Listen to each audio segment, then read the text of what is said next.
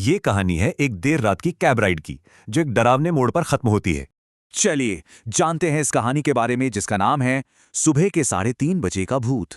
निशा 26 साल की, लंबी शिफ्ट के बाद बस घर पहुंचना चाहती थी और कुछ नहीं।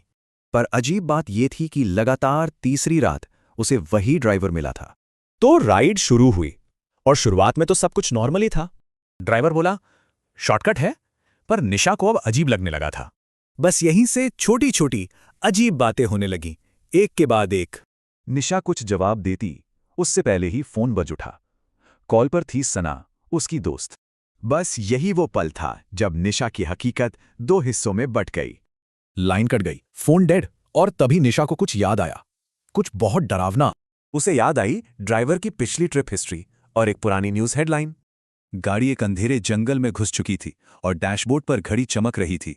सेकंड्स की सुई चल तो रही थी, पर टाइम ठीक 3:33 पर अटका हुआ था। कांपती हुई आवाज में निशा ने आखिरकार ड्राइवर से पूछ ही लिया। उसने बताया कि वो एक भूत है, अपनी आखिरी अधूरी राइड में हमेशा के लिए फंसा हुआ। रियर व्यू मिरर में उसे अपना चेहरा दिखा और गले पर खून की एक पतली लकीर। निशा ने उसे वापस उसी मंदिर ले जाने को कहा जहां वो एक्सीडेंट हुआ था। तभी एक आवाज आई, मैडम उठिए। आंख खुली तो देखा वो ऑफिस के बाहर बेंच पर थी। गार्ड ने बताया कि वो बेंच पर ही सो गई थी। सना ने कहा कैब कैंसिल हो गई थी। तो क्या ये सब बस एक भयानक सपना था? एक पल को तो लगा डर खत्म हो गया, पर कहानी यहां खत्म नहीं हुई थी। उस सफर का एक सबूत अभी भी बाकी था।